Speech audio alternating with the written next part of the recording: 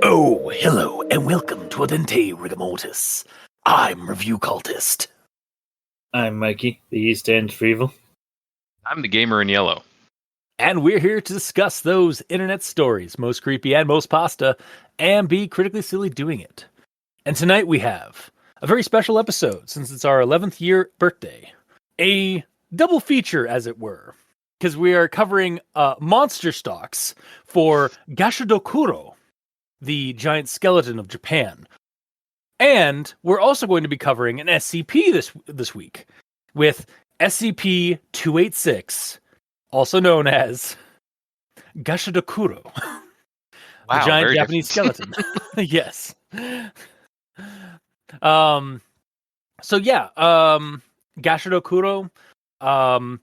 there's not a lot of creepypastas out for it, but it is a very well-known Japanese urban legend and yokai that has become really popular of late, and since its inception.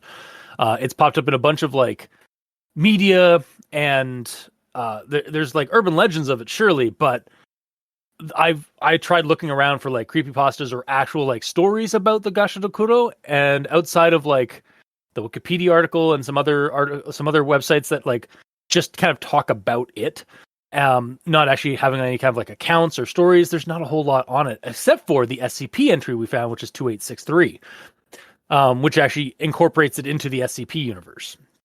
Mm-hmm. So if anybody out there knows of any creepypastas or short stories or like written like legends of it, or of this yokai, please let us know and send us an email, because I would love to read an actual story account of this thing rather than just. I'm fine. I love talking about and like brainstorming ideas for a creature and like how you could use it in a story, but I'd love to actually also read somebody else's account or like a creepypasta about it. So that's my call to action this year. Nice. But yeah, that's why we've ended up doing a Monster Stocks episode, is to basically gauge the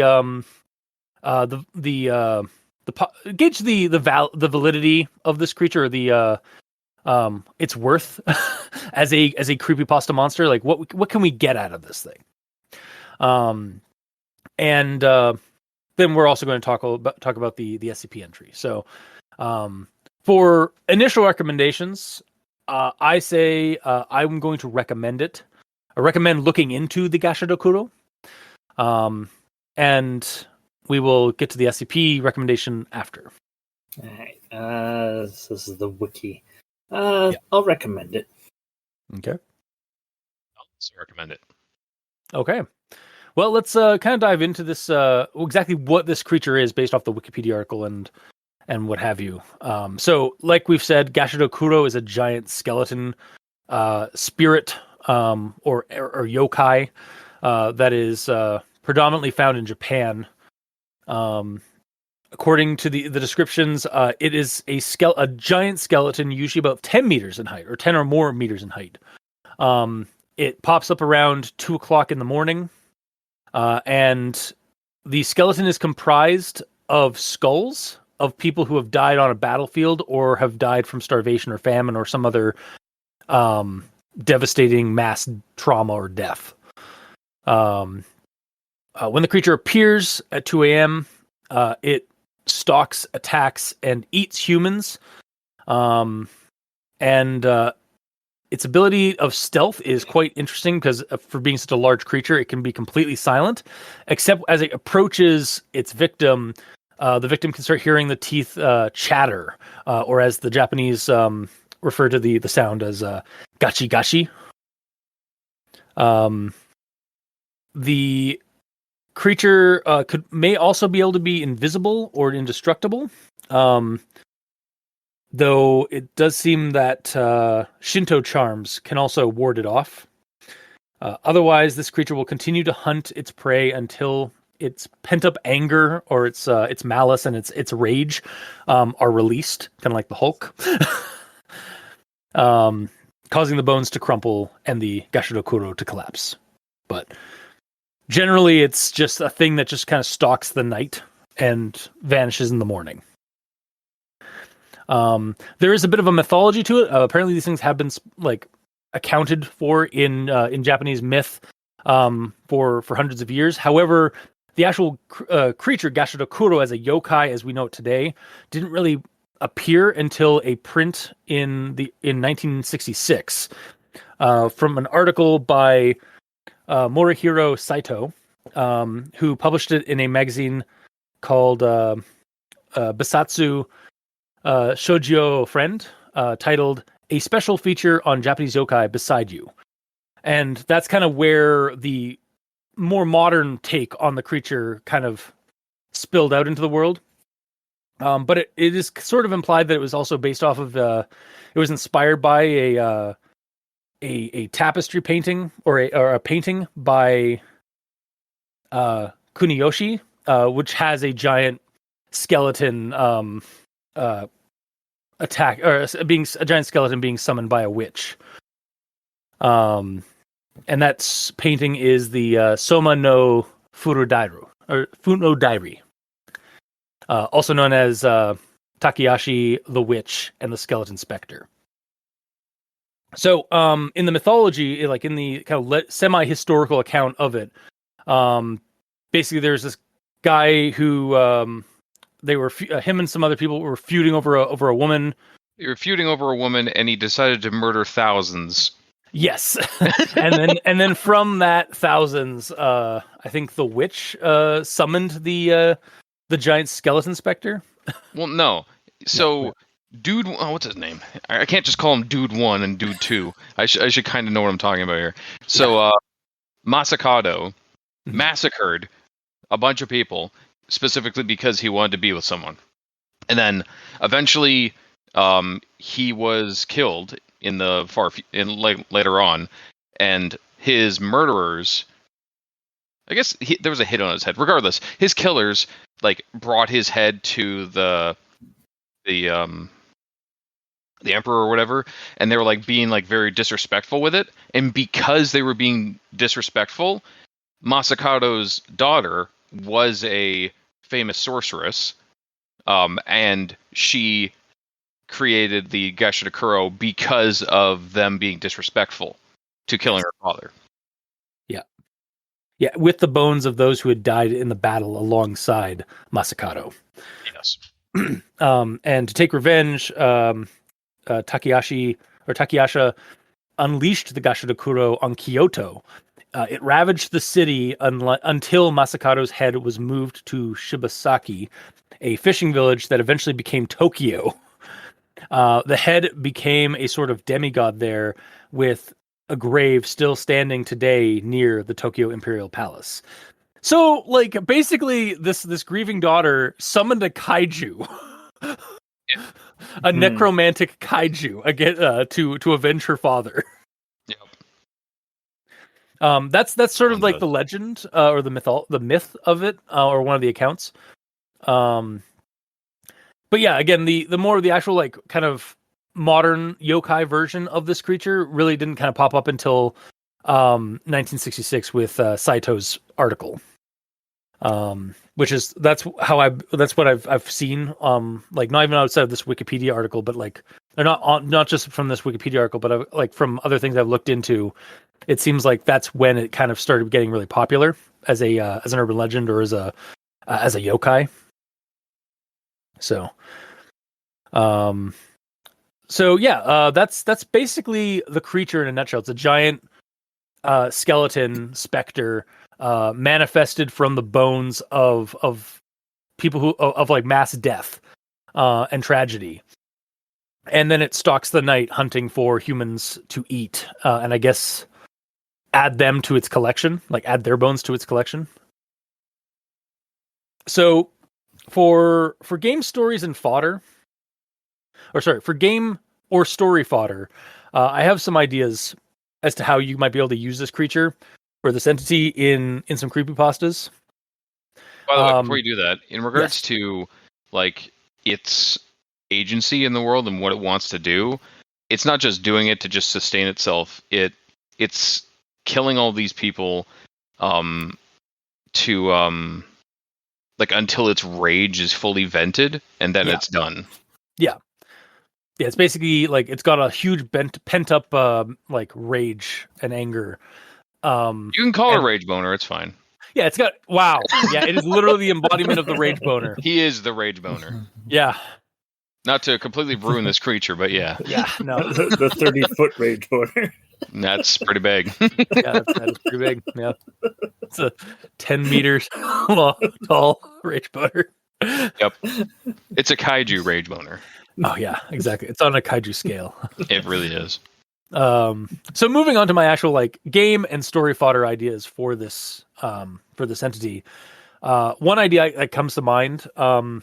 So like, what if like some influencers, some like online influencers, or even just some tourists, are acting very disrespectful while visiting Japan, especially like toward like a site of like a historical battle in Japan, or either or even like somewhere sacred where like a lot of people died, and either get stalked by the Gashadokuro that's already in the area while they're trespassing for online clout, or is perhaps cursed, or these people are perhaps like they summon one of these Gashadokuro for their great disrespect, sort of in the same vein as like how the grieving daughter summoned this creature.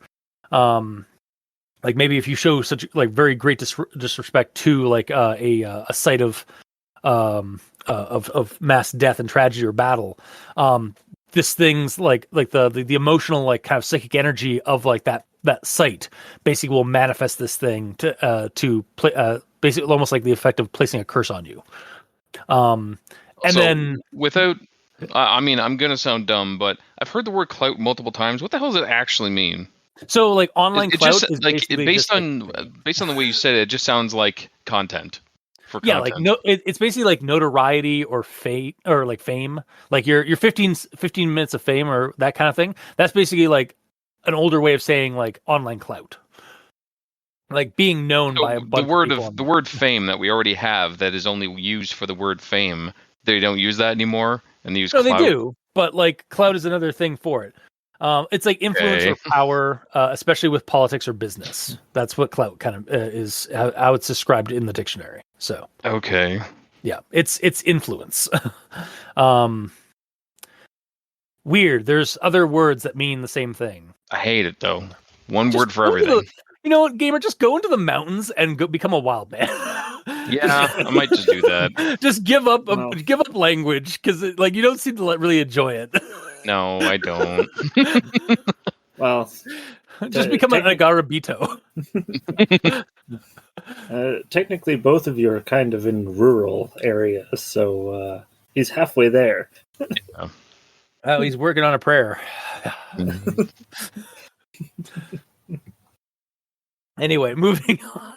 Please save us from ourselves. So I kind of like the idea of like, and again, there is some like unfortunate precedents or inspiration, like real life inspiration you can draw on of like people being disrespectful in Japan, simply for like the feed or for like for the likes and such, i.e. a certain influencer who went into the suicide forest. Yep. And yeah. Well, topical as in like a couple of like, God, I think that was probably a decade ago. Yeah. Fuck. But yeah. And then like perhaps they escape back to their home country. Like they do escape it. Like they manage to get out of Japan. But then like sometime later, maybe the spirit like crossed the ocean. Like it never gave up on them. Like, and it never ran out of steam. So it just kept it like crossed the ocean to get to them. I think that could be an interesting like take, like have the story be written by the influencer or like from that person's point of view, and then like have like an update like thing at the very end where like they start hearing the gashi sound, or the teeth chattering, off in the distance, and they've looked out their apartment window and they can see a massive silhouette over the city approaching them. That'd be pretty cool. Also something we didn't bring up about the skeleton. So yeah, it's a giant skeleton, like kaiju size, like 10 meters or more in height, and it's a skeleton that's made from like the skulls of the dead, but it also has it's also said to have eyes in its sockets. Now these eyes sort of change depending on the variant of the legend. Like in some cases, really explain it at all. In some cases, it is just like giant bulbous eyeballs inside the sockets. But then sometimes it's just like glowing orbs in the eye sockets. Oh, okay. So it's not simply just a skeleton with like no meat on it. It does appear to have eyes sometimes. It definitely has eyes sometimes. 60% of the time, it has eyes every time. Yeah, according to the legends, it varies. Yeah. Another idea I had was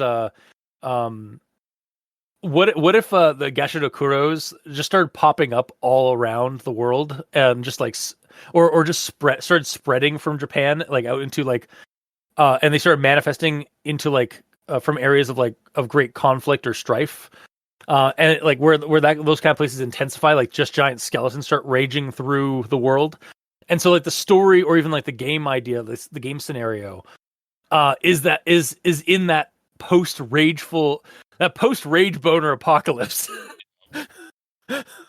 Not a fun apocalypse to be in, for sure. No, like as silly as that sounds, like basically, yeah, you're in a kaiju world, but like all the kaiju are just these giant like skeletal like rage spirits, just kind of roaming around hunting down humans.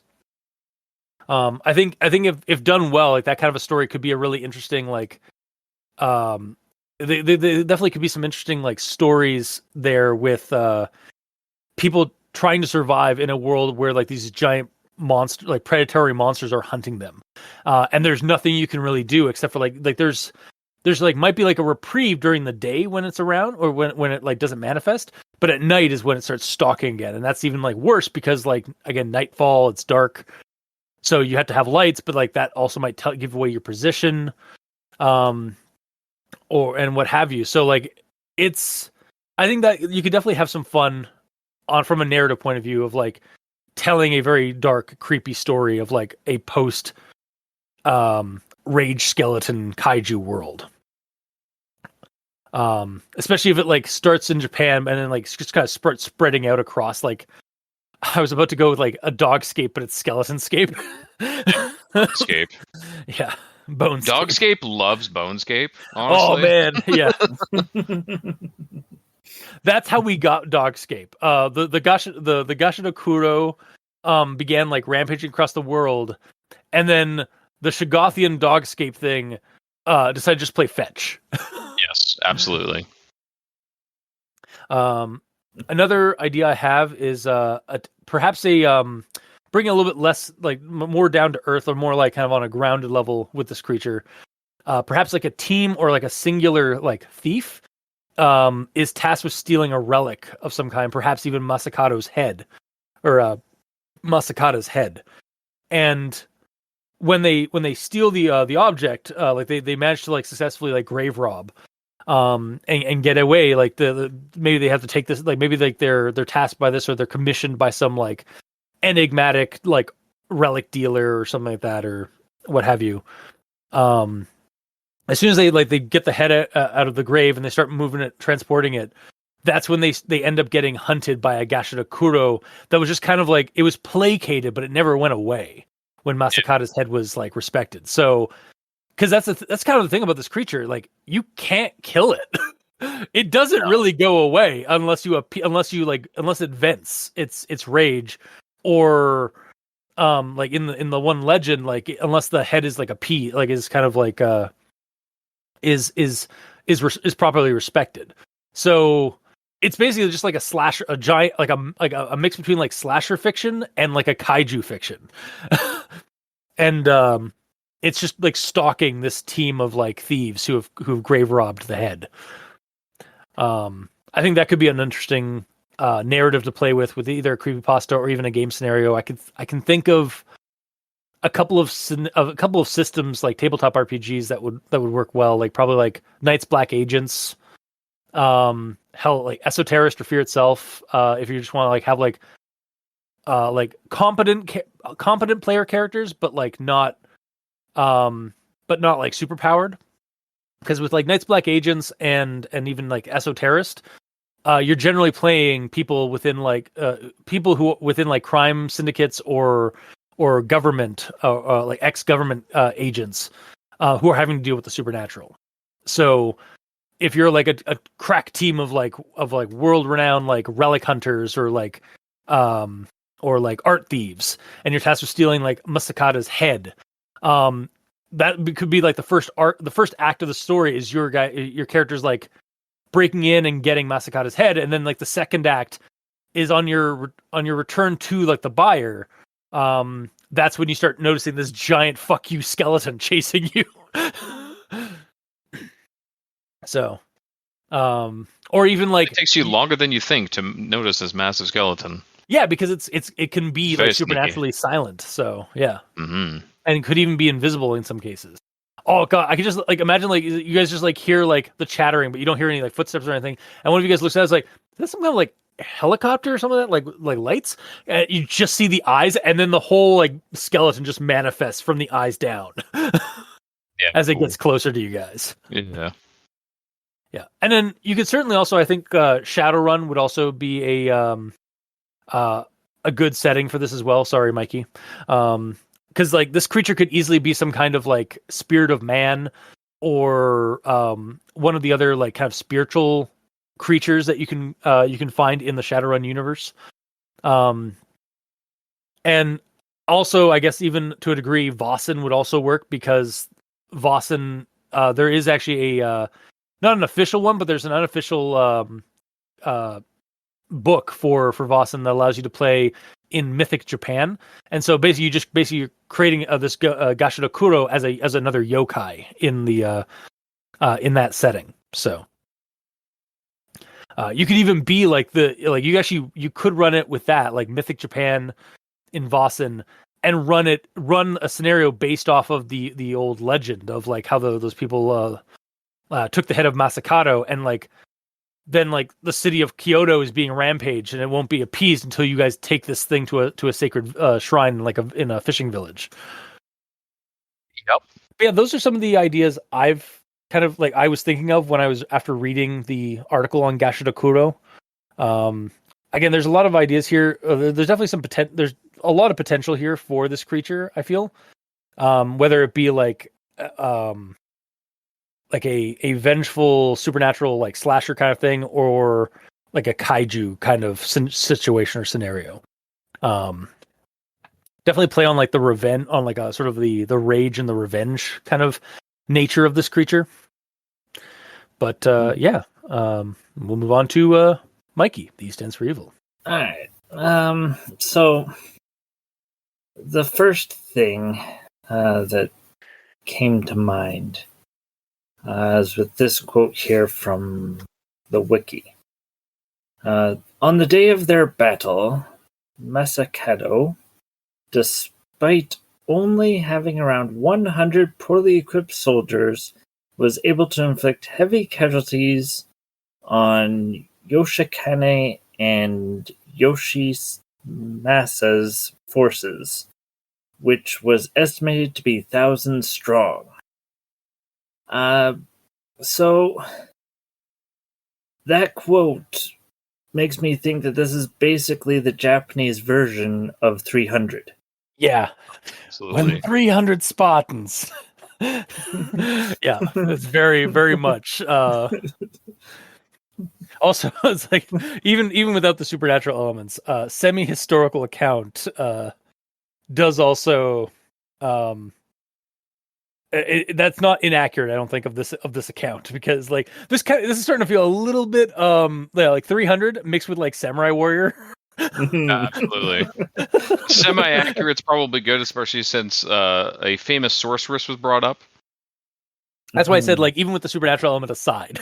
Yes. The semi-historical accounts. Yes. I mean, you don't know. Like, maybe I don't know. You're absolutely right. The truth is out there, man. Yeah.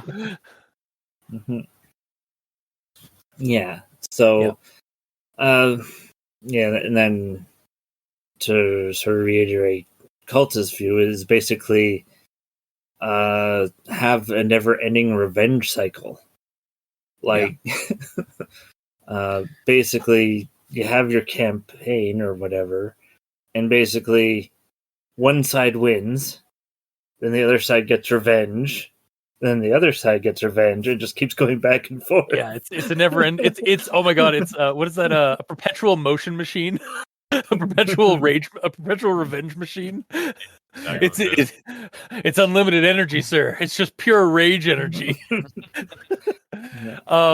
You also kind of bring up a point that I just remember. A while back, I watched a video on TikTok that somebody for suggesting for like getting if your players are being like really murder hobo-y, to get revenge on them, throw a Gashadokuro at them that is made from all of the dead victims that they've killed over the course of a campaign.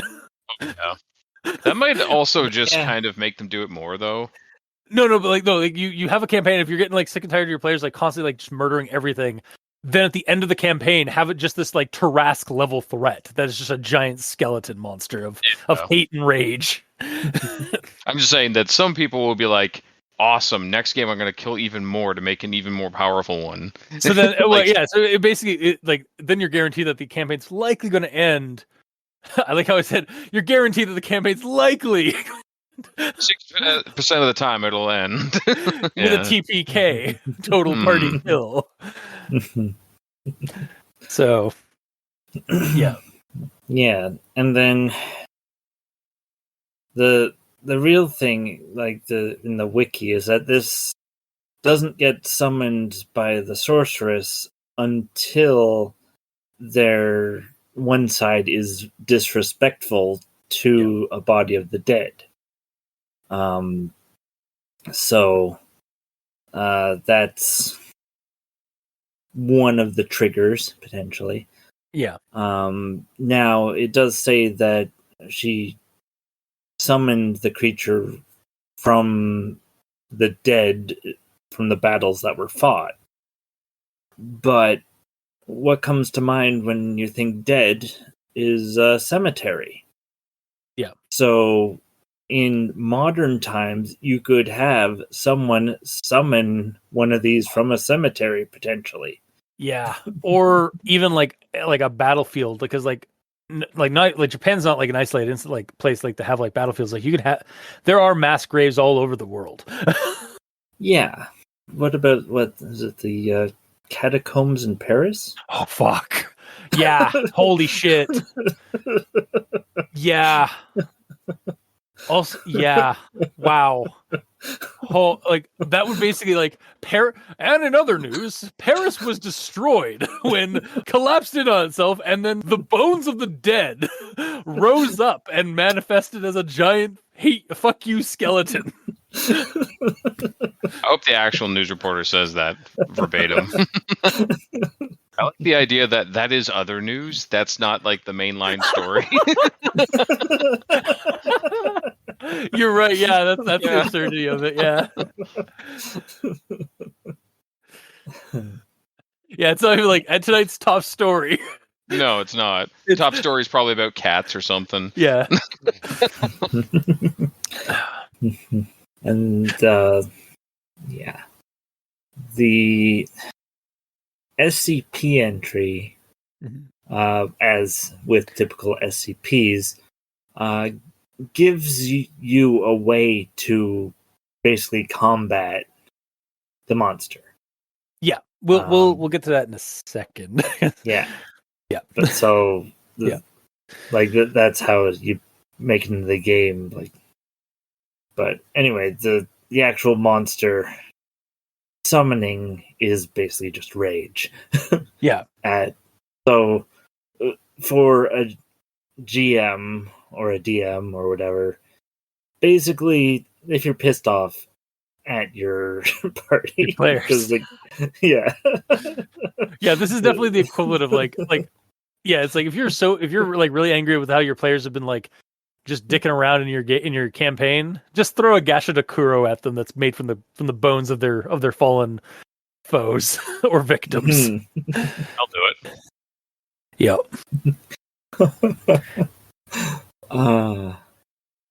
And well, just thinking about it, like in a fantasy setting, it doesn't have to be human bones. It could be dragon bones Oh or God, yeah. Whatever type of creature that they slay, or whether they, well, if it's a dragon, like the parties basically destroyed the balance of the world because dragons are a big part of it, right? Yeah. So, like, there's bound to be somebody making a dragon version of this. Yeah. So Pathfinder has actually statted out a Gashadokuro. I just looked it up. Nice. So Pathfinder, which is a D&D adjacent D20 RPG system, for anybody who's not an RPG person, and at this point in our history, if you're not like in on tabletop RPG and you're listening to us, welcome. Putting up with us talking about stuff that you probably don't understand. and like I say sorry to Mikey for talking about Shadowrun. Sorry. Yeah. But I just gotta say it has a breath weapon. A Gashadokuro can breathe bone shards as a standard action. A 30-foot cone attack. 12 it's a dice. bone cone? 12 dice. Yes, the bones. The bone zone. It's a bone cone, but the area cone, yeah. is the bone zone, of course. Yeah, and apparently it does. Also, this says bone shards, so I would have thought it would have been like shards and like basically piercing. No, it's bludgeoning damage. About 12 die sixes of bone damage. Bone damage. Is that a new damage type now? Yeah. A reflex dex check to, or a reflex difficulty check to half. And it's usable for every 1d4 rounds. Wow. And then apparently, yeah, it also has like a corpse conception, so it can swallow whole like bodies on the battlefield to gain hit points. Nice. Also has a starvation aura. You get fatigue. It causes the thing that it's made of. Yeah, no, basically it's basically like an like kind of it starts that sort of like malice or that anger and like what it was created by. Basically, it like starts causing that around it. Sadly, it's only like a challenge rating 16. So Sounds high. It's high, but like I would have expected it to be higher. No, sorry, challenge rating 13. Jesus, it's much lower than I would have expected. For a full team of level 13s. I guess so. Four? Yeah, yeah. It's supposed to be like a challenge rating for 4 level 13s. Yeah. So I guess if you're getting like really ticked off of your player characters and they're only like level like 10, you just want to end the campaign. Just yeah, it's only level 5, but they've killed like so many goblins. They're just like fuck you, a goblin, a gob shadow. I can't even fucking do it. I'm sorry. Just a Gashadokuro made from goblins. Like a third of the size. No, there's a lot. Skeletons. But no, that was a lot of bones. Like they killed a lot of goblins. But yeah, sorry, I hijacked your section again, Mikey. That's fine. So yeah, well, I've already finished talking pretty much. Okay. Those are the main things that I took away from the Wikipedia. Yeah. All right, then, Gamer, what do you've got for the creature at hand? Well, in an act of defiance, I did not lay this out in the way you told me to. I just did it like normal. Of course you did. How fucking dare you? It's fine. So I have one grammar thing from the Wikipedia entry. Okay, sure. Go for it. I don't know how grammary it is, but Gashadokuro, literally meaning rattling skeleton, also known as Odokuro, are mythical creatures in modern Japanese mythology. Yeah. So my question is, what is quote unquote modern Japanese mythology? Because mythology by itself, by definition, is not modern, right? So is this meaning like it's still currently referenced in Japanese mythology, but it's not modern mythology? It's not something made recently. It's old. It's ancient mythology that's still talked about in the modern day.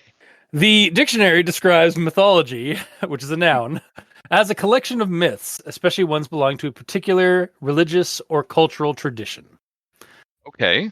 Would you say that this so is modern Japanese mythology? I actually would, because so while there are accounts of this creature or a spectral skeletal creature like hundreds of years in the past, the actual like Gashadokuro, like the name and it's like what we know about the Gashadokuro now didn't really pop up until the 1960s. Like it didn't get like its fully it wasn't fully fleshed out, but Boned out. yeah. Until until the 60s, until those supernatural articles, like those articles on like yokai were kind of elaborated on. Yes, all I know is like I'm seeing it talking about the year 937. Yeah. And it's referring to it as modern mythology, which seems weird to me. Yeah, I think maybe it should have been like pedanticism aside. I don't even know if that's a word, but It is now. maybe like mythical creatures in modern folklore and Japanese mythology. Yeah. Basically. Mm. I'd be fine with that. So my first one is just in regards to how it's like made of the skulls of people who died on the battlefield or of starvation and all that. And it makes this huge creature and all that. Like it's such a rough idea and concept where like it's bad enough that each of those people died, but their deaths also create two entities, because it talks about how the corpse becomes a Gashadokuro and the spirit becomes a separate yokai. So like that, yeah. Yeah, so all these deaths are creating a bunch of them are conglomerate or one giant kaiju monster, and then many, a bunch of them are turning into one, but all the deaths also turn into other yokai. Yeah. So like this whole situation is a really solid argument for like world peace and ending world hunger to stop this from happening. Because goddamn. Oh wow, and they're so like a Hidarigami or Hidarugami, basically the is a vengeful spirit of those who died from starvation. They possess those who wander in the mountains, making them sluggish and feel an intense hunger, similar to that of a Gakitsuki, which is another creature. That would be similar to something else. It's just yokai all the way fucking down in Japan. Yeah. Are yokai always evil? Not always, but like they generally do like stem from like dark origins. Yokai are like demons, right? So okay, here we go. Oh god. Yokai are, I think technically yokai count as like a spirit, but also they're sort of like also like the monster kind of yokai are supernatural creatures or phenomena in Japanese folklore. So it's a wide range of Casper the Friendly Ghost is a yokai. Yeah, basically yokai is a term that encompasses like ghosts, demons, tricksters, and shapeshifters. I thought it was only for like evil entities. Actually the term yokai is a broad category, and they can be good, evil, or simply just mischievous. Okay. So it's yokai is basically the Japanese, or I think yokai and yomi, which is another word for like supernatural creatures in Japan, is basically the same kind of like, it's the Japanese equivalent of Vasen in Scandinavia. Like it's a blanket term for all the supernatural creatures and entities and things that like pop up in Norway and Sweden and all that kind of stuff. Okay. Yeah. I'm learning. Whoa. Yeah. I guess, okay, next one, you kind of talked about the eyes. Some of them describe them as burning yellow or green. So how did you guys visualize it? Did you visualize it as like meaty, realistic human eyes that just glow, but like on a massive scale? I honestly, in terms of like glowing like that, I generally don't think of them as like giant bulbous eyeballs or giant eyeballs that are on fire and stuff like that. I kind of visualize them as like motes of fire, like sort of like a molten glob of glowing like yellow or green. Yeah. or just like in the eye cavities of the skull, it's just like glowing ethereal energy of some kind. Yeah. Yeah. Yeah, it sounds about right. Then get to this part where it says Gashadokuro wanders at 2 a.m. and attacks and eats humans when it sees them. So I first read that, I'm like, define eat as a skeleton. Like, Yeah. would it be a cartoony yet horrifying in this context of a skeleton like eating like and chomping down on the person as it just like as its newly killed prey just like falls out of its rib cage? Or did the body just disappear once it goes past the teeth? I know it's either in this one or in the SCP entry, I believe it says, where it just absorbs into the bones. Yeah, I kind of like the idea that like a body is like a mangled, shredded up body is left, except for maybe the bones or at least the head, like the skull. Yeah, because it bites the head off and then. Well, And actually, then that's probably SCP one I was talking about that. I'm getting the two confused a bit. It's true, yeah. But yeah, I definitely kind of envision it being like, and again, this could be something for like a game or like something like that's how you like find like the victims of a Gashadokuro, is you just find this like mangled body, headless, and maybe even some other bones missing. But it just the body like is mangled in that it looks like it's been chewed on by some kind of like massive machine or like, and it's like it almost looks like it's ridiculous, but it almost looks like this thing was like gnawed on, like just like munched on by like giant pair of teeth. Even though like it is like the cartoony skeleton thing of like him drinking a beer and it just goes straight through him. Yeah. In this context, it is still horrifying of this giant creature just chomping down on a guy, murdering him, and then just like the body parts just fall through him. Yeah, exactly. Like it's funny for a second, and then you're like, oh. Yeah. Then you're like, oh yeah, he's not doing this for sustenance at all. He's just doing it because he wants to murder all these people. Yeah. And he doesn't give a shit.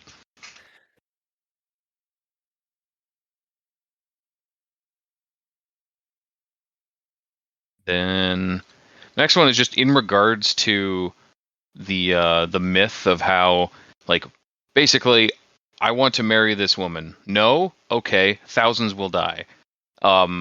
Japanese feudalism. Yeah, I was just gonna say, like, the balls on the folks back in feudal Japan and like even like medieval England and stuff. Yeah, let's like, be fair. That's not like isolated Japan. That happened across the history of Earth. Absolutely.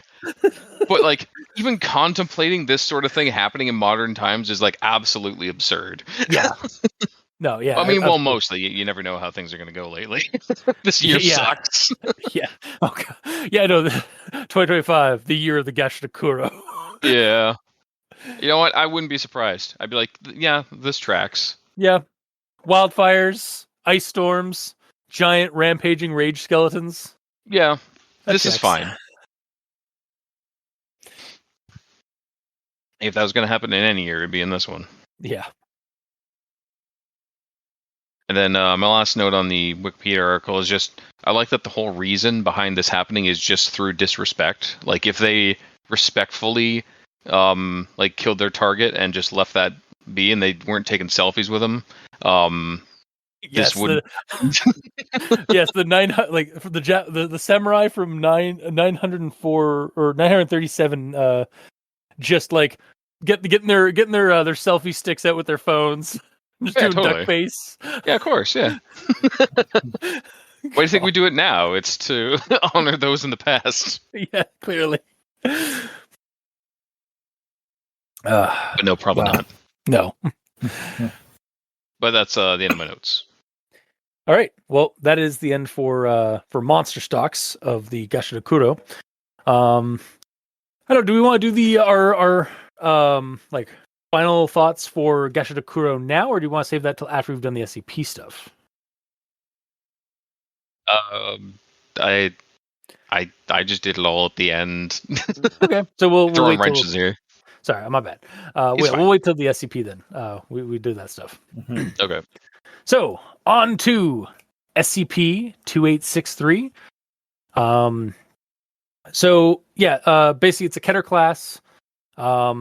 Special containment procedures are long-term containment. That long-term containment is functionally impossible given this creature's nature. Um, there is a task force that goes out and neutralizes the entity, at least temporarily, using ultra bright floodlights.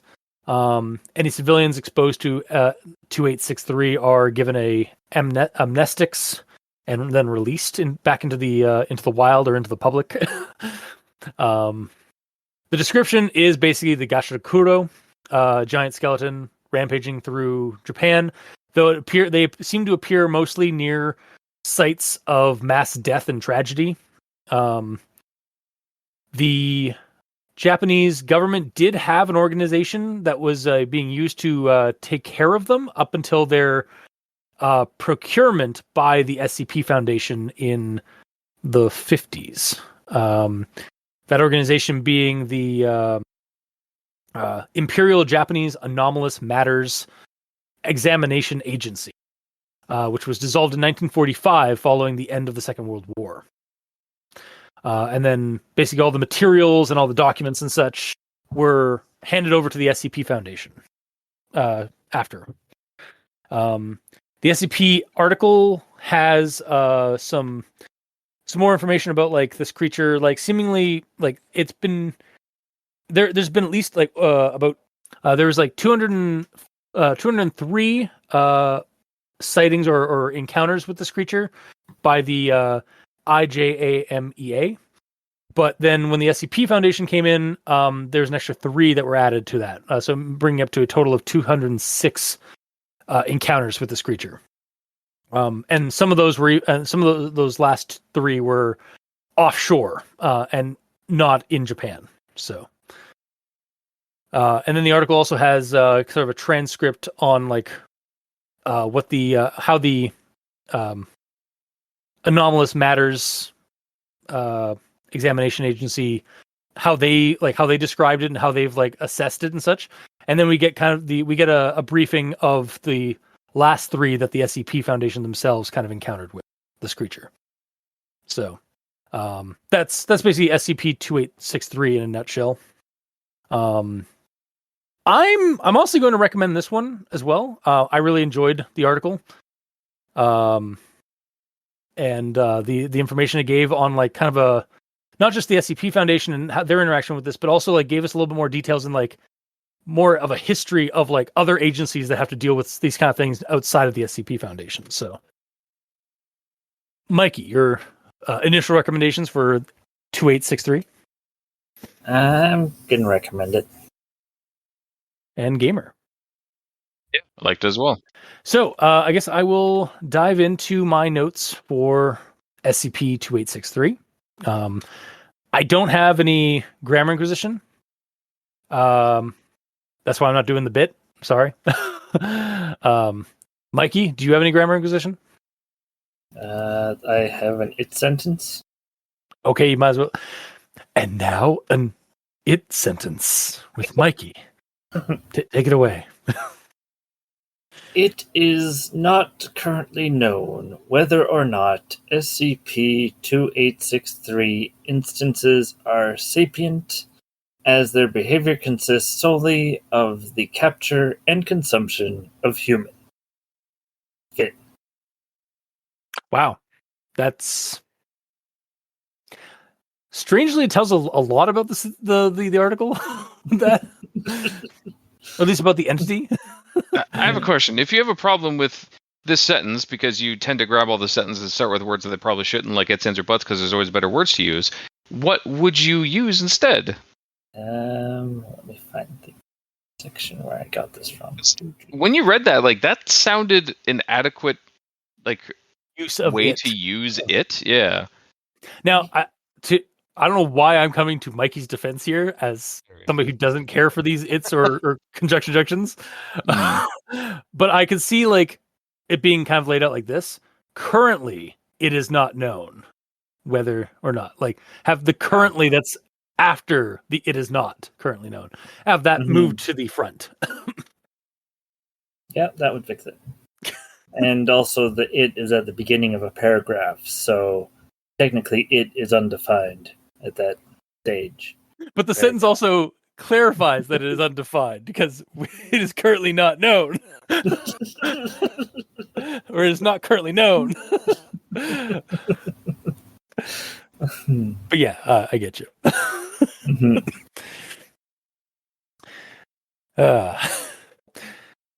Gamer, do you have anything for Grammar Inquisition? I don't think so for this one. No, I don't. All right. Then I suppose we'll move on to actual thoughts. So I'm going to start with a bit from the Special Containment Procedure. Should an instance of SCP-2863 be sighted in the field, Mobile Task Force Omicron 3 is to move in and neutralize the entity by the use of ultra bright floodlights. So I kind of understand this like weakness that they've given it in this, because like it said like this thing a lot of like supernatural creatures tend to like have a limit that they only show up during the evening, and then when sunlight comes around, when sun dawns, they either skitter back to the darkness or hide, or they get like vaporized by the sun. So I can kind of see the logic here for this.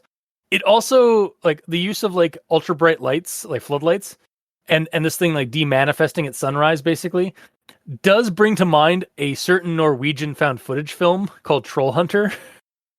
Nice. Where they do the exact same thing on a rampaging troll to like turn it to stone and then like break it up into gravel as a way of covering up the secret population of trolls that are in Norway.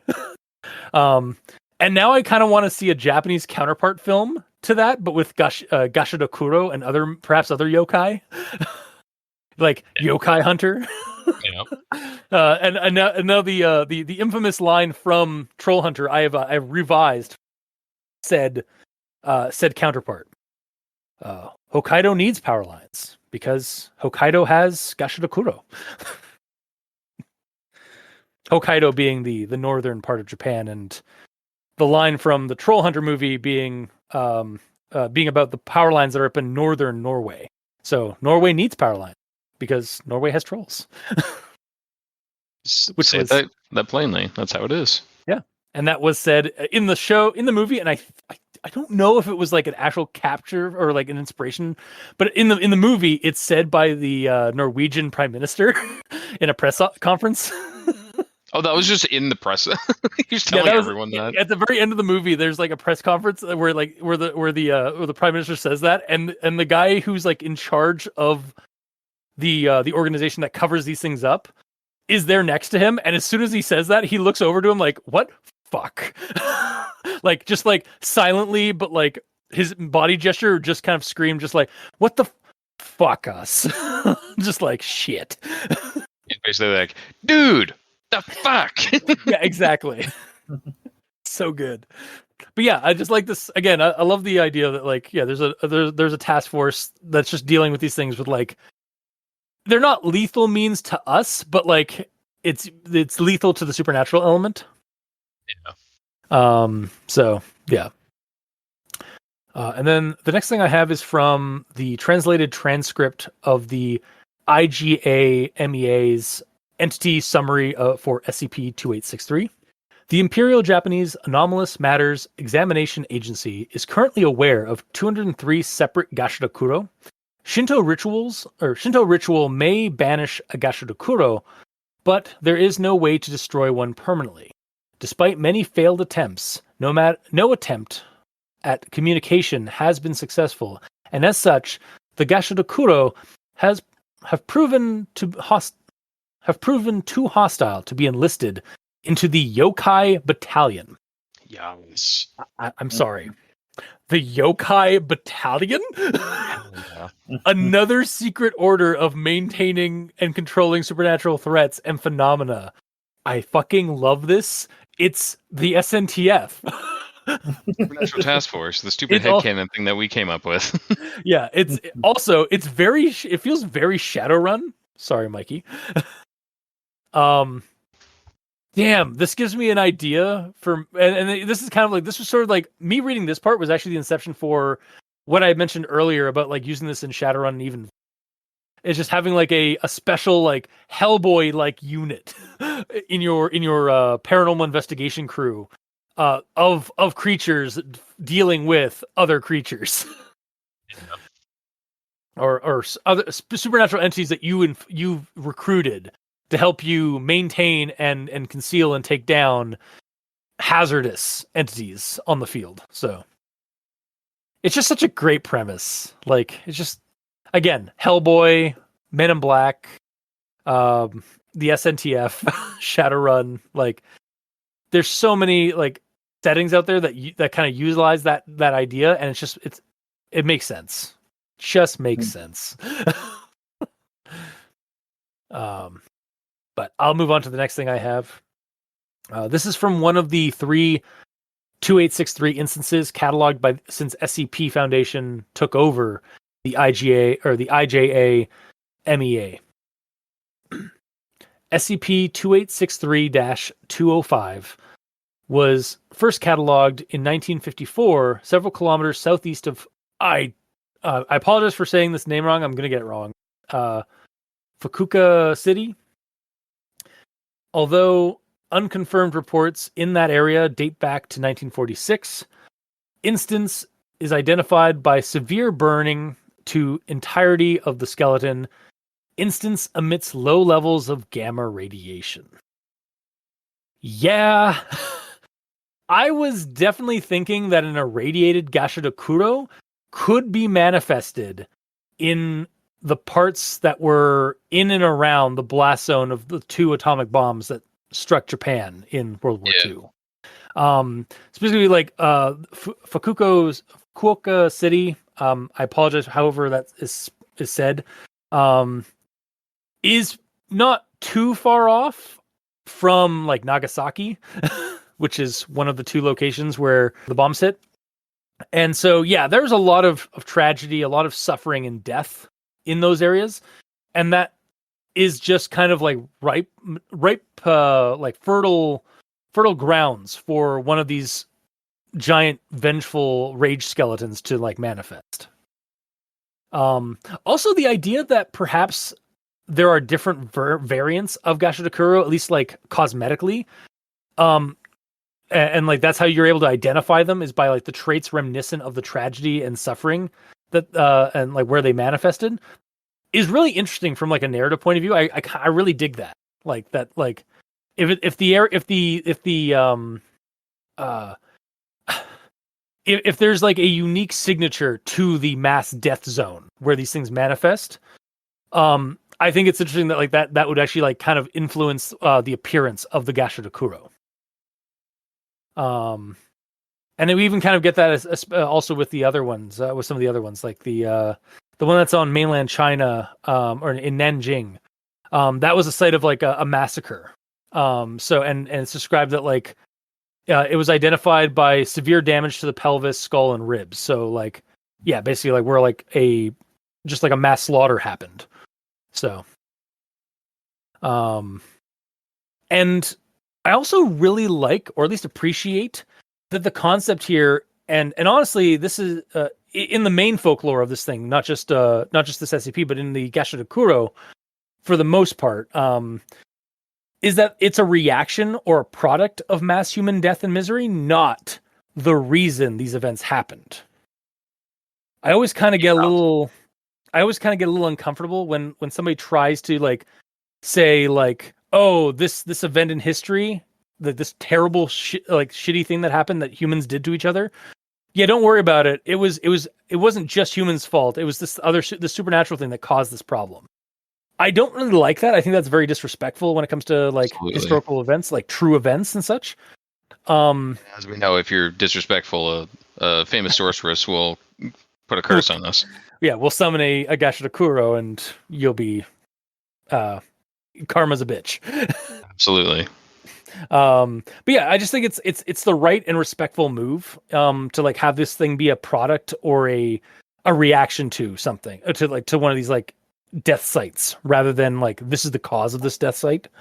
Even if it was unintentional. That's one of my favorite Gundams. Yeah, Death Site. That's Death Scythe. That's a little different. Yes. Also one of my favorites. Mm-hmm. But yeah, I like that idea of like, yeah, it's this creature manifested because of just all the human misery and death that happened in one location.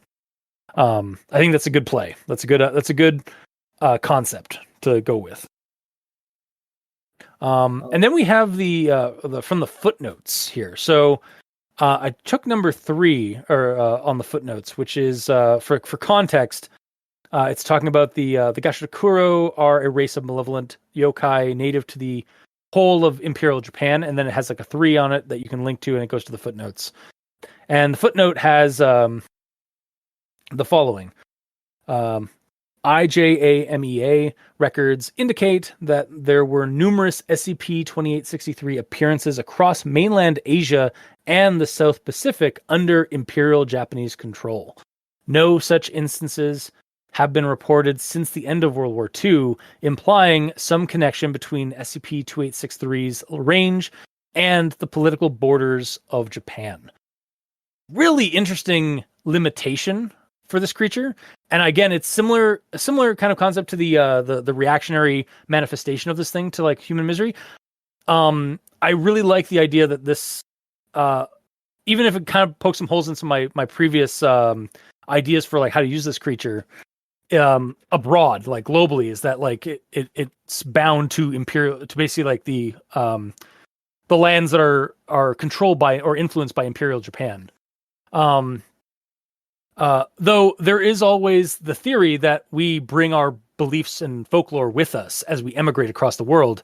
So perhaps as the world becomes more united with globalization, so too does the range of this creature or of certain entities that would otherwise be prohibited to strong borders start getting leeway, because like the world is starting to kind of like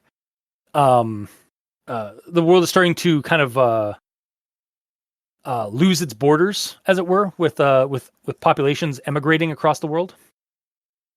So then everyone can share everyone's supernatural entities that murder everyone. Yeah, so everyone can share everyone's supernatural traumas. Great, thanks. Yeah, I hate love it. Yeah. Yeah, no, it's an idea again similar to the idea again of like these things manifesting as a result of like terrible, like potent death sites. Damn it. Yes, I wrecked it. I love the idea of like, again, like I've always loved the idea of like people, like a group of people from like one country and like one folkloric belief, they go to another part of the world and they bring that belief with them. I've seen it a couple times here in North America, with certain people's like bringing their culture and their folklore to the new land. And I just love that idea of like, yeah, it's very American gods in a way too. Like we brought our gods with us where we went. So like, why not bring our demons or our yokai or our supernatural traumas and boogeymen? I'll tell you why not. I mean, yes, like it does suck, but like from a story point of view, it's awesome. Yes, agreed.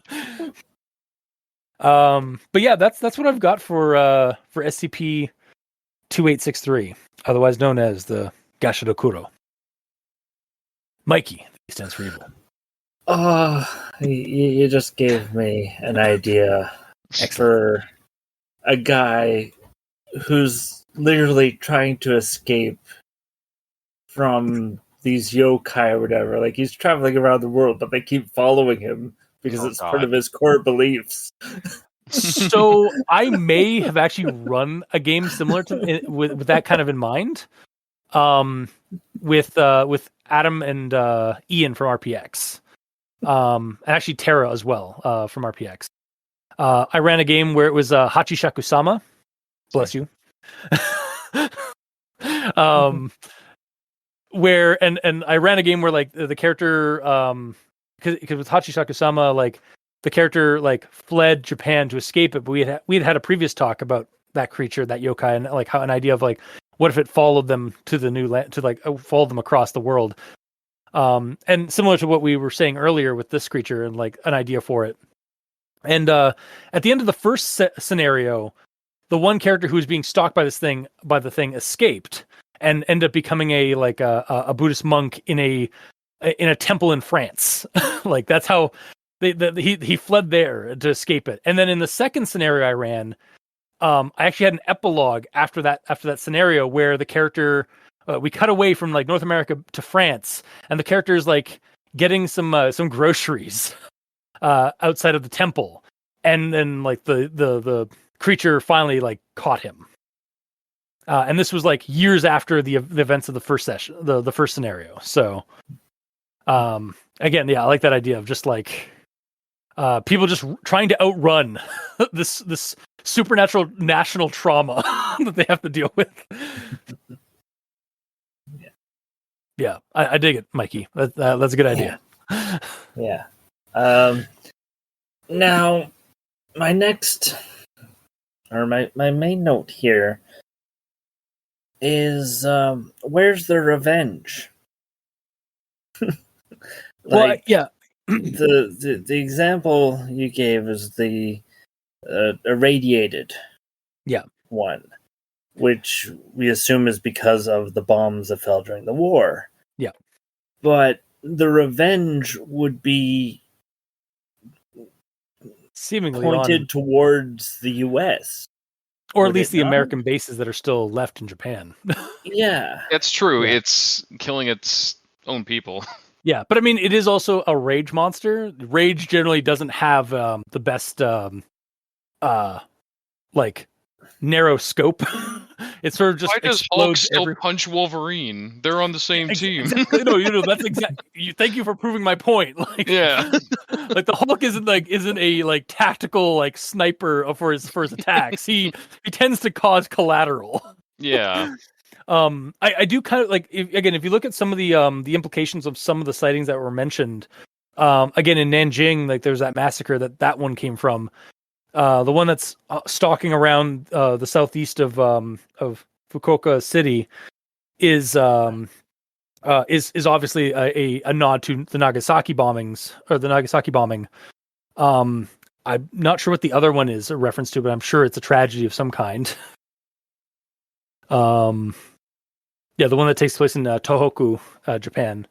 So like it could just be that like in the SCP's interpretation is that like these things just manifest from like these places from just like all the anger and hate and like and death energy, and they are just seeking. They're just kind of like they're venting out their rage on anything and everything.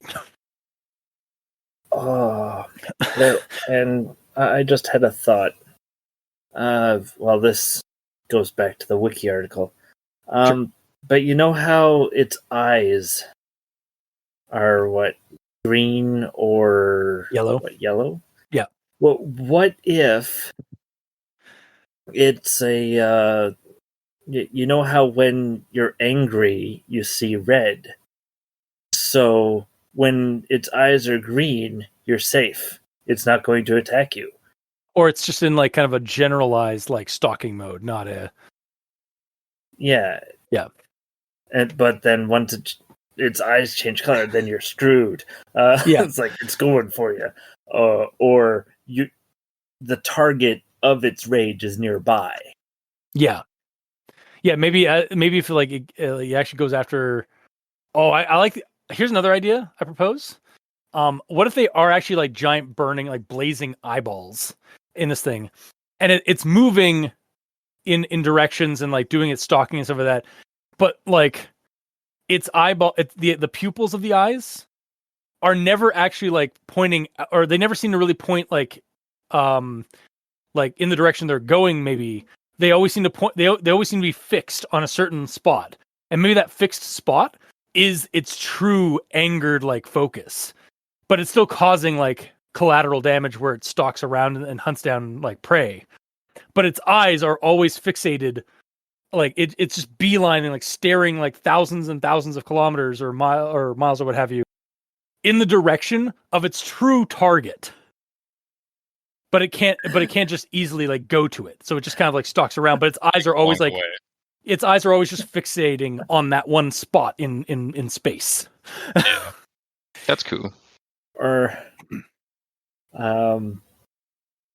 the other thought, like what if they're in Japan, obviously, because they're stuck because of the oceans being made of salt. Which we have is established that is generally a purifying substance for yokai and bad spirits. Mm-hmm. So, what if they somehow harness chaos theory?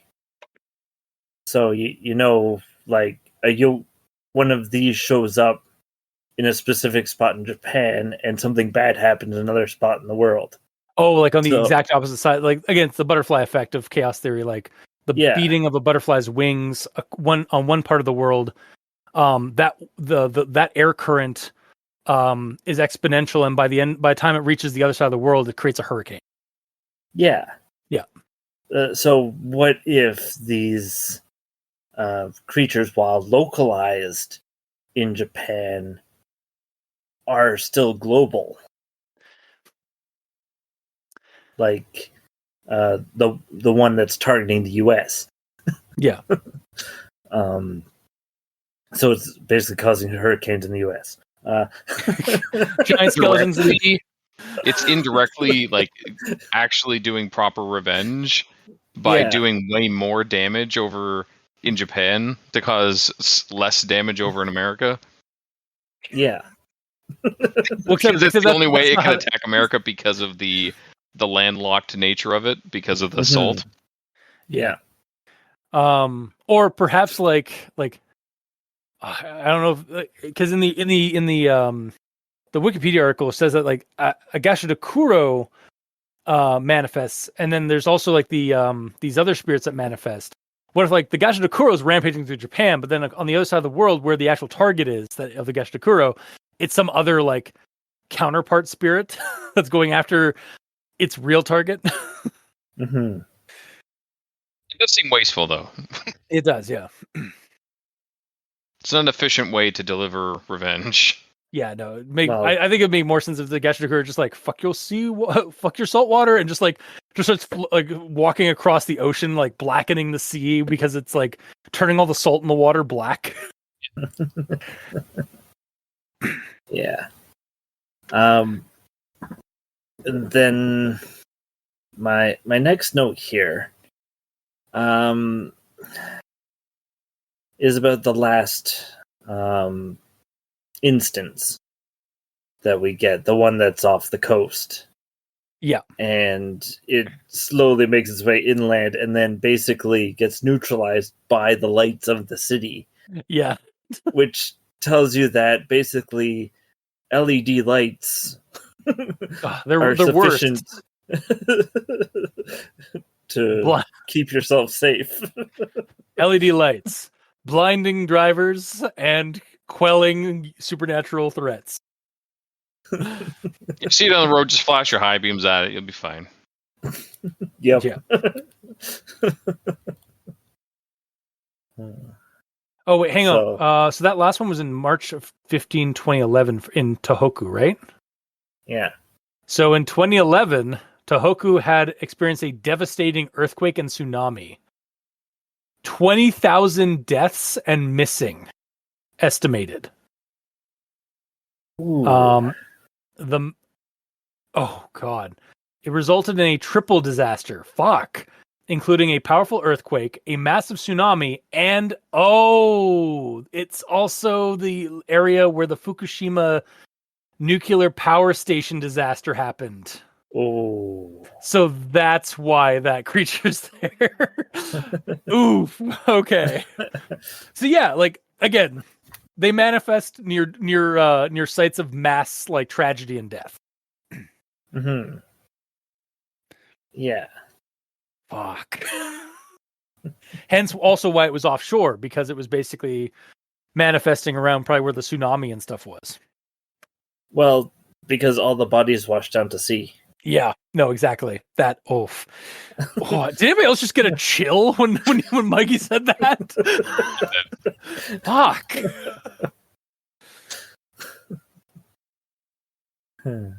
Yeah. So, yeah, that's the end of my brainstorming on this. That was a good one, man. Like, honestly, legitimately. Gamer, your time to top that. No, I will not. I was gonna say no.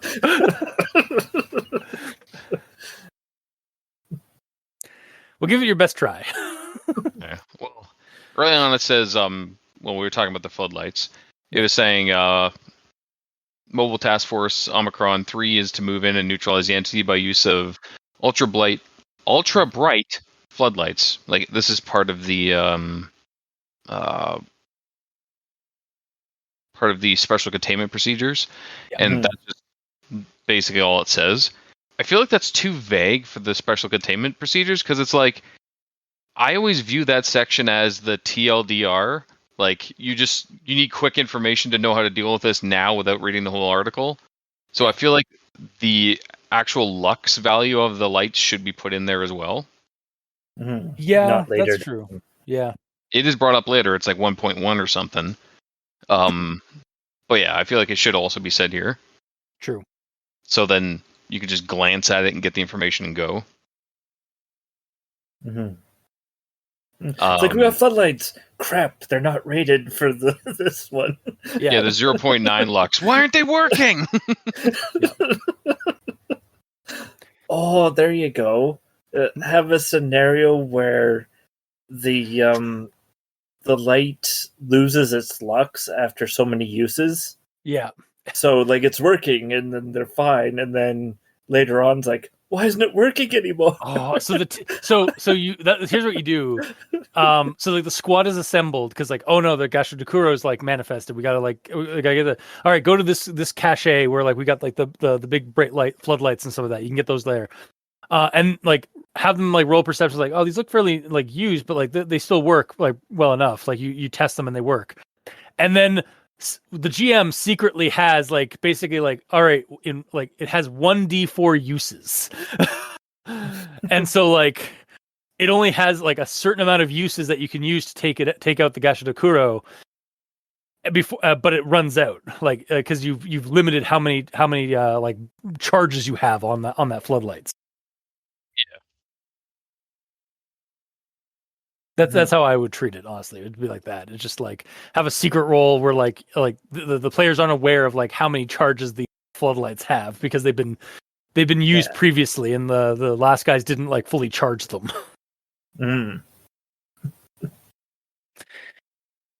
Yeah, that could be fun. Yeah. Anyway, continue, gamer. I'll do that.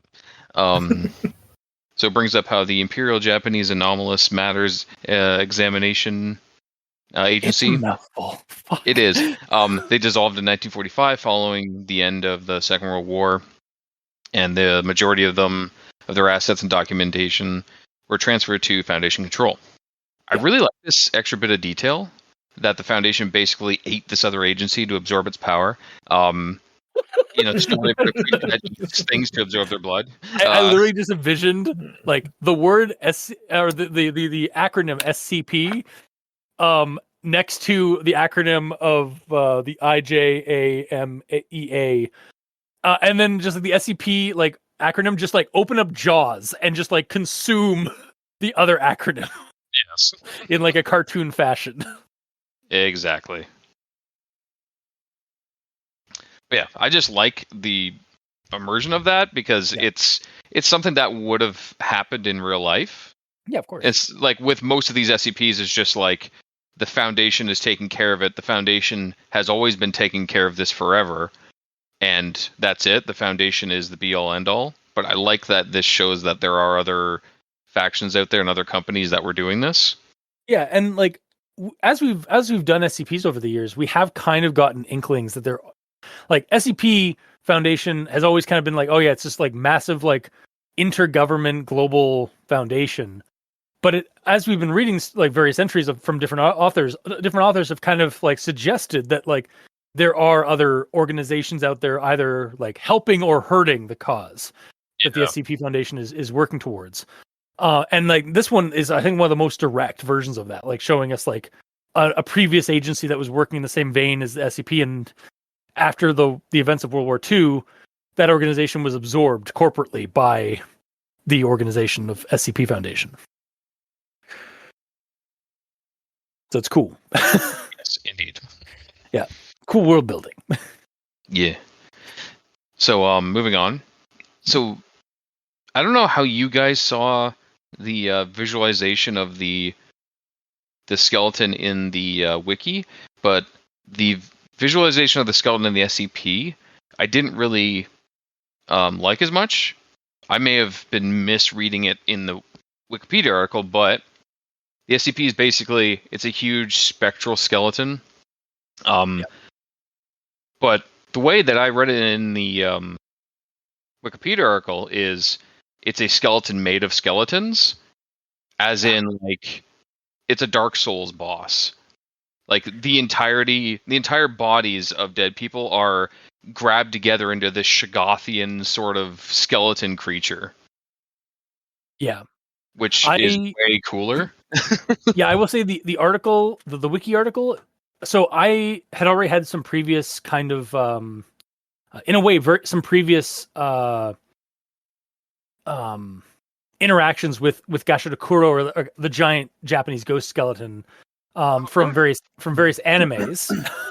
Oh, I see. and manga, specifically like one from the one called Shaman King, where there's a necromancer that they encounter called Johann Faust, and his oversoul, like his spirit's like ultra form. So Faust is a necromancer from Germany who deals in skeletons. Like he basically animates skeletons with soul magic and souls. And his main medium is the skeleton of his dead wife. And when he goes into his oversoul mode, basically his makes a giant final boss of his dead wife's skeleton. The entire horde and army of skeletons that he has at his disposal all just kind of combine into one giant skeleton, similar to how the Gashadokuro is shown in this. And so I wouldn't be surprised if the creator of Shaman King drew inspiration for that oversoul form from the Gashadokuro. Yeah, that seems like it. Yeah. So yeah, like I definitely dig that idea way more of like if you look closely, you can see like the lines and detail of like this of like hundreds of skeletons and skulls just like making up this creature. The way I view it, you don't have to look closely at all. They're not like mashed together into like a tight. Okay, so like for example, the like arm bone, it's made of like full skeletons that connect. Yeah, it's not like they're mashed together into a like a press to make it like completely uniform. It's just like you take the whole skeleton and they're all stuck together, but they're not exactly the shape of an actual bone. They're just made to resemble that sort of shape, if you know what I mean. You like the idea of it being like seeing that it's created by many skeletons, but like not super uniformly. Yeah, it's a humanoid creature that is created through the bones of the dead. Yeah. It's the way that Dark Souls would do this, would do a Gashadokuro. Yeah. All right, Wikipedia article. Yeah. It says that the skeleton is made out of skulls. Yes, not the full skeleton, but skulls. I thought it was just the bones. No, specifically skulls. That's fine. That's even more metal. That is also pretty metal. So basically, stack a bunch of skulls until it's the shape of a leg. There, that's the leg. Move on. So many skulls. Yeah, that's is more bodies that are required. Yeah, to make a 10-meter sized skeleton. For our heathen Canadian measurements, what is meters to feet? I don't even know that. I don't care enough. I think meters is like 2 feet, or might be. It's 3.5 or 3.28 feet is a meter. So like 35 feet basically, or 30 feet. Yeah. Now, to the point of the SCP article. Yeah. Where it makes these more to be spirits. I think the reasoning for that is so that it can sneak up on you without you noticing. True. Yeah. Because otherwise, how does a 30-foot tall skeleton sneak up on you? Yeah, exactly. Yeah. Like you would hear that coming if it wasn't if it wasn't some kind of like supernatural spirit or like apparition or something. Yes. But I mean, But again, why that's does it also, have to sneak though? It really doesn't have to. it doesn't like it's coming at you regardless. Yeah. I I do think the also think, metalness of it being physical skulls is way cooler than the fact that it can sneak for no reason. yeah. Also, the SCP Foundation, again, it's an if we're going with the SCP entry thing, SCPs are objects that are anomalous. So fuck it. It is physical skulls making up a giant skeleton, and it is still fucking dead silent. Yep. Because Like, fuck you. because fuck physics, fuck reality. I reject your reality and substitute my own. Exactly. Yeah. Also, I'm just thinking, the way you're describing it, like it's like how like it's not a uniform skeleton made like that's like made from packed skeletons to like form like smooth concrete kind of like design. It kind of brought to mind like how ants will like form an ant bridge across a stream. Like I'm now picturing like that, but with skeletons. Yes. Or I guess now with skulls. Mm-hmm. Exactly that. Just chomping down on each other. Mm-hmm. Makes sense to me. Yeah. So good. It's so like it honestly adds an extra level of like gooiness to the form without being gooey. You know what I mean? Like Yeah, actually. more like it adds a little bit more grit to the like design texture of the outline of this thing. Mm. Because it's like there's like bits like kind of like maybe popping off or like as it moves and stuff like that, like things like are slightly like either slightly off of it, so it's like not again like not a uniform clean thing. It's actually kind of like rough and messy. Yeah, for sure. Well, what if a way to combat this entity is to use shrunken heads? I'm sorry. Uh-huh. Well, so it's based out of skulls. Yeah. So if you use the shrunken head methodology of somehow using a ritual to shrink the skull, Okay. you can make you're you're aware of how shrunken heads are actually made, right? Hey, I'm using supernatural shrunken heads fair here. enough. Yeah, because they don't actually have the skull. They don't actually shrink the skulls. They pull the skull out of the skin, and basically like it's effectively like a shrink, like they taxiderm. Taxidermy, yeah. Yeah, it's a form of like ritualistic taxidermy. And like the I skin never just, looked this up. I've definitely looked this up. Yeah. Yeah, I either in high school or college, I definitely looked this up. I was a frequent visitor of the library's paranormal and like unsolved mysteries section, so I definitely had like the weird kid like the weird kid nook that I perused. Is that what they called it? No, but like Is there a sign over it? It should be. It should be that should legitimately be like under like paranormal and the occult like section, like the little corner of the occult section and stuff like that in the library should definitely just be called like the weird kid nook. And then like in brackets, Just own it. for the high schoolers and college kids, you know who you are. Yeah. And you know who you are, and be proud. Damn right. But you pull the skull out of the skin of the face and the head, and then the skin like shrinks as it like shrivels over time, or as the basically as you convert the skin to leather. And they wrap it around, and like there's usually like a bunch of like herbs and other kind of materials that they like fill in the space with. So, but yeah, for your supernatural aspect of like, oh yeah, you actually shrink the head. Like, yeah, sure. But that's more of like a shrink ray than than creating shrunken heads. You don't know shrink rays aren't a thing. I mean, it is the SCP Foundation. It could that's true. There could be fuck you. It could work. That's the TLDR of anything in the SCP. Yeah, there are two laws of SCPs. One, for every creepy and serious SCP, there is an equal amount of silly and weird SCPs, and adorable. Or silly joke SCPs. And law number 2. Fuck you, reality. We do what we want. Yeah. I prefer that law to just say, fuck you.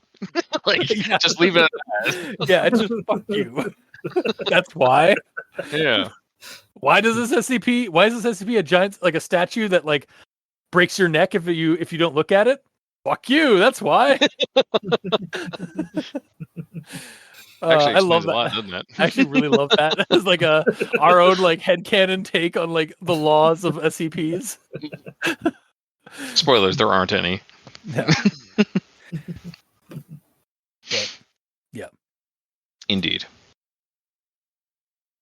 I think this was gamers. Oh, absolutely. I was like trying to like figure out who's next. So yeah. He's fine.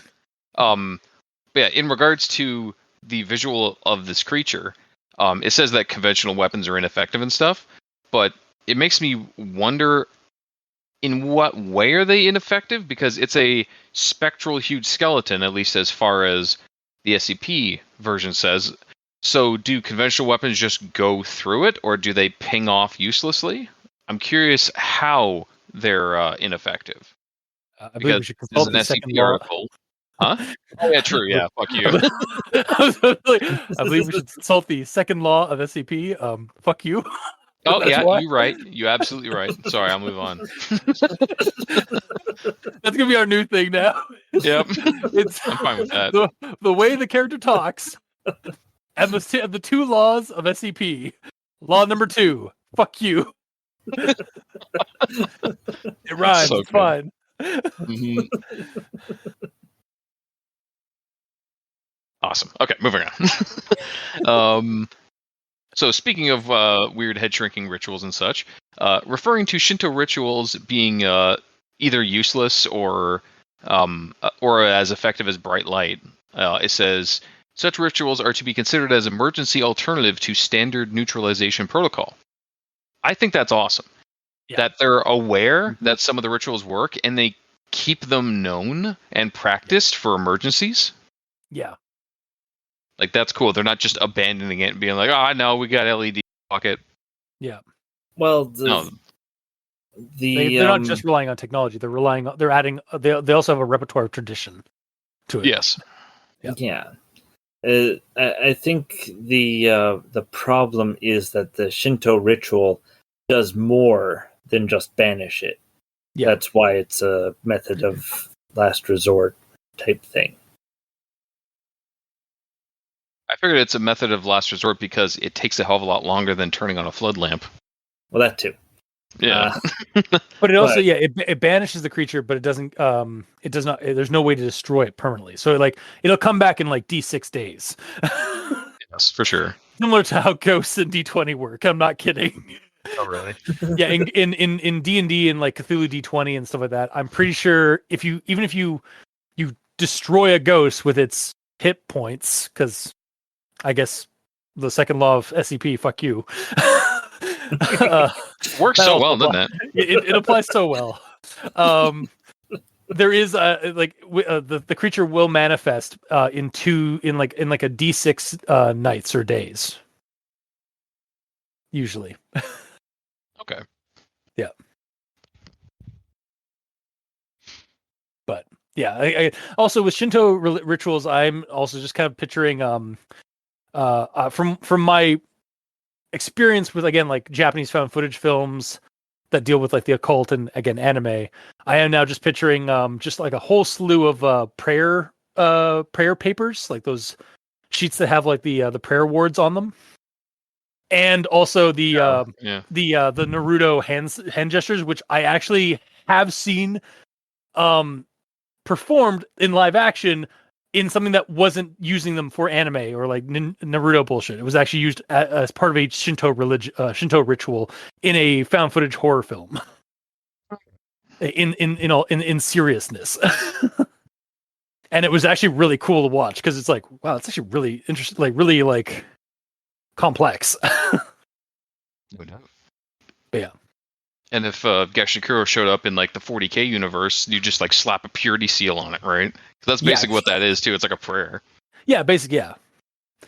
And again, we've seen those all over the place in like some of the previous Japanese creepypastas, like basically the again like strips of paper that are put on like a cursed box and just like so that it doesn't break or like doesn't break the seal kind of thing.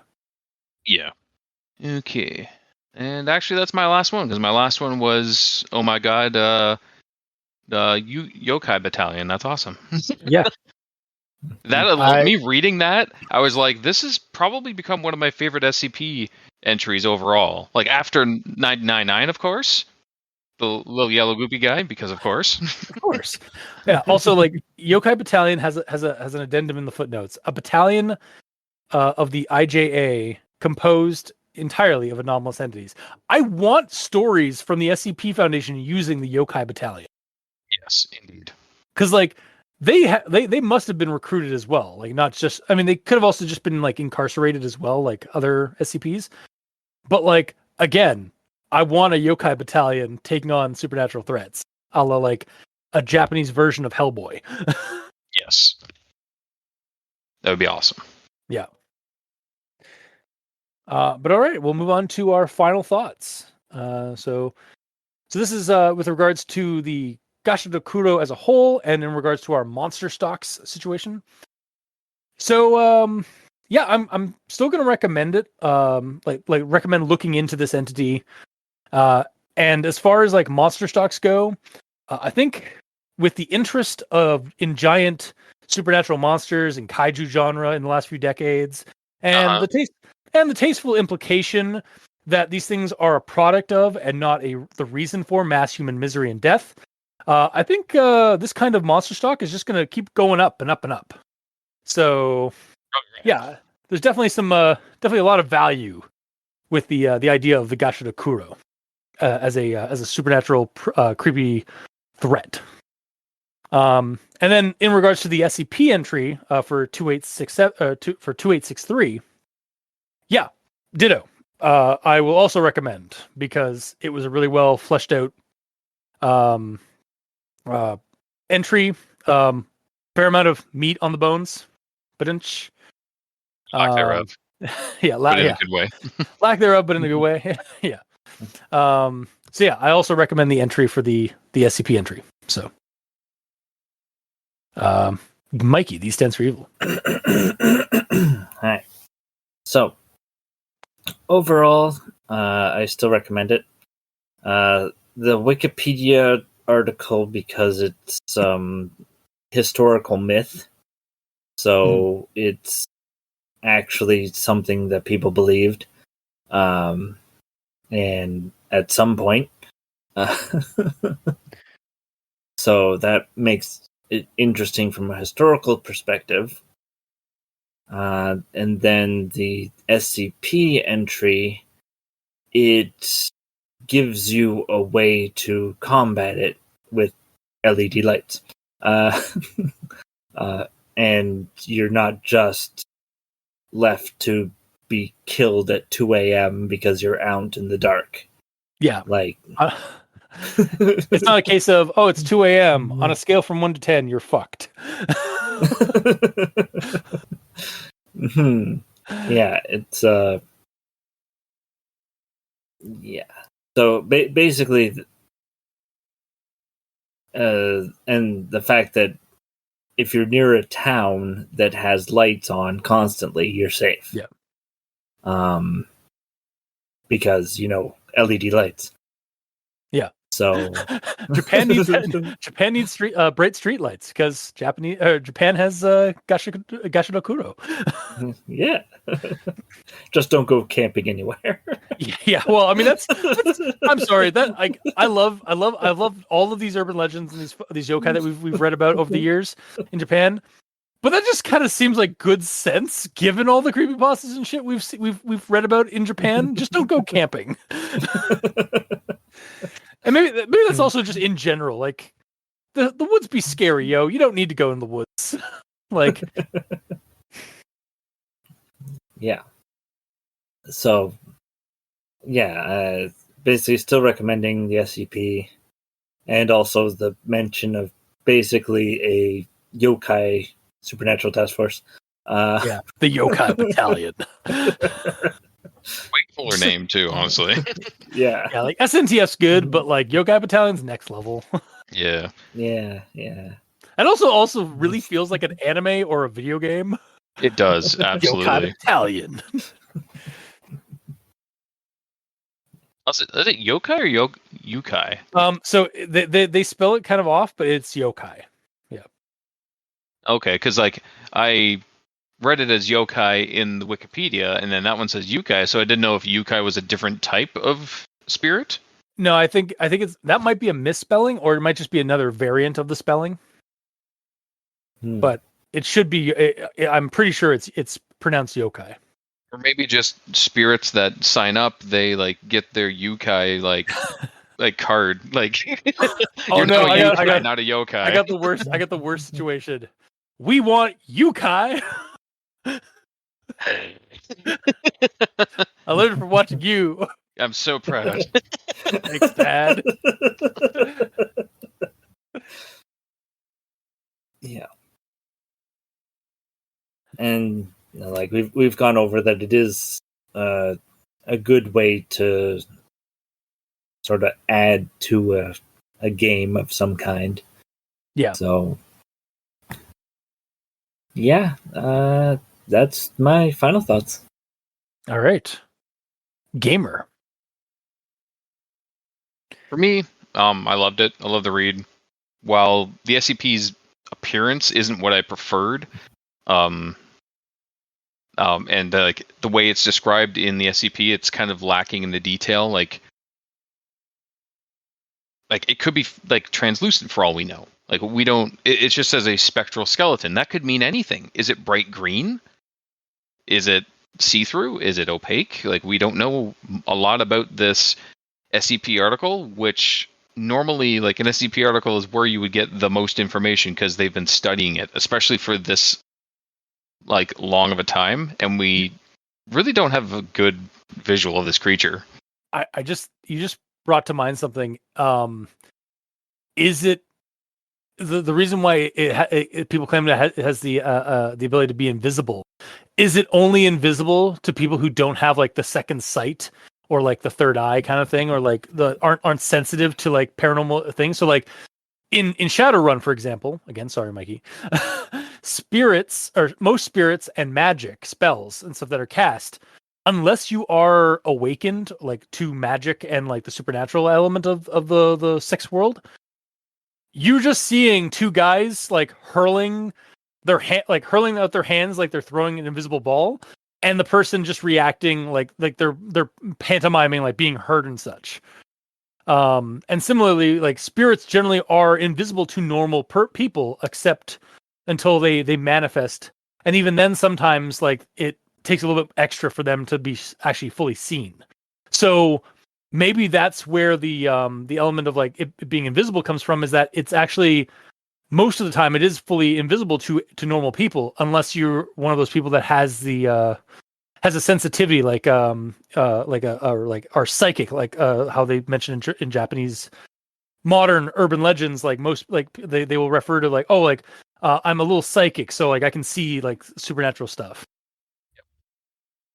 I can see that for sure. Not that I can see supernatural stuff. I understand you. Yeah. Unless. Yeah, unless.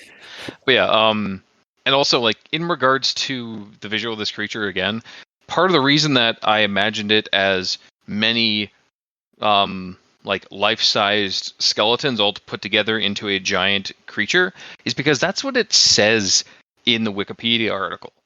Under modern culture, when it's talking about the painting, the image here, it says Kuniyoshi's print was commissioned in the Edo period by Sento Kyoden for a Yamahan depicting a scene in which Taira no Masakado's daughter, I'm just going to skip these names, summons a skeletal yokai to attack the samurai. Although originally described as many life-size skeletons, Kuniyoshi depicted it as a single giant skeleton as a characteristic of his work. Interesting. So he specifically drew it as a single skeleton because fuck, that's complicated drawing it otherwise. I as an artist, I understand. Yeah. Also, it's complicated enough just drawing a skeleton. Now draw a skeleton made of skeletons. Yeah. Also, and again, it references that they asked to describe it as a skeletal yokai. I don't think they actually had the name of the yokai until modern times, where we named it the Gashadokuro. So, I might be wrong. I might be wrong about that, but that's kind of what the inference I've read about for this. Like, not just outside of the Wikipedia, but like, again, some other websites that like are talking about the origins of this urban legend. So, possibly. But yeah, like I do love that. It's like, fuck that noise. It's a giant skeleton. Yeah, that sounds about right. Overall, the Wikipedia article and the SCP entry, they're both interesting, and the entry does a lot of stuff that most don't, like including trying to befriend and utilize entities with their Yukai battalion, as they call it, which is just awesome in both name and function. Yes. So I guess that'll do it for this week's episode. Recommendations all around. I do still want to repeat a call to action. If you are out there listening to us and you know of any creepypastas that actually directly use or utilize and tie to the Gashadokuro, please feel free to send us those via an email or like comment where this is posted. Because I would love to read more stories about the Gashadokuro rather than just reading about it. If that makes sense. Like I'm fine reading about it, but I'd like an actual like story to read about it, not just like an article or like an informational kind of thing. I want to read an account of somebody encountering one, and maybe like living to tell the tale at least for a little until the end of the story. Yes, for sure. So yeah, that'll do it for this week's episode, our 11th year birthday. Happy birthday! Yay! And yeah, if you like what you heard, or if you didn't, leave the comment section below, wherever this gets posted. 2 of us are on Blue Sky. Mikey is at the E Stands for Evil, and I'm at Review Cultist. You can also send us emails at aldentebrigamortis@gmail.com. That's aldenterigamortis@gmail.com. Where you can also leave us suggestions for other creepypastas, SCPs, spooky things. You creep it, we'll peep it. Yeah! Mikey, get in there. Say yeah. Yeah. Thank you. It's our 11th episode. Not too much excitement. It's our 11th-year episode, man. And if you'd like to help support our show... Every time the year of our episode is repeated, he will join in on the yeah. So tune in year 22 where he will do it again. Yeah. Look forward to that, folks. Year 22? Yeah, every time it's repeated, the repeated number. Oh, okay. I'm saying it's going to be ages before he'll do it again. That's true. Yeah. And if you'd like to help support our show financially, you can go to Patreon. We have special episodes, early access, and extra content. To all our patrons helping support the show, thank you immensely. You're helping keep those hosting bills at bay. And as always, we very much appreciate it. Seriously, it's like a Gashadokuro coming at us every time. So we just need to... Yes. Yeah. we need that funding, that support. It's basically just going like straight to bright lights to keep the Gashadokuro away. Yes. And to our listeners and the authors of these stories, thank you immensely. Because without your listenership, it'd be like screaming into the void. And without your authorship, or without the creatures and yokai that people create and post things online, without the SCP entries that people write and post on the SCP Foundation and other SCP affiliated sites, we really wouldn't have much of a show because we'd have nothing to talk about. So thank you. Now's a good time to mention that we are part of a podcast network, Crit in the Night, an actual play and creepypasta podcast network. We're there alongside our sister podcast, One Less Die, and our cousin podcast, The Role Playing Exchange, for things that go crit in the night. Until next time, I have been your host, Review Cultist. I'm Mikey, the E stands for evil. And I'm the gamer in yellow. And this has been Al Dente Rigamortis. Sleep well.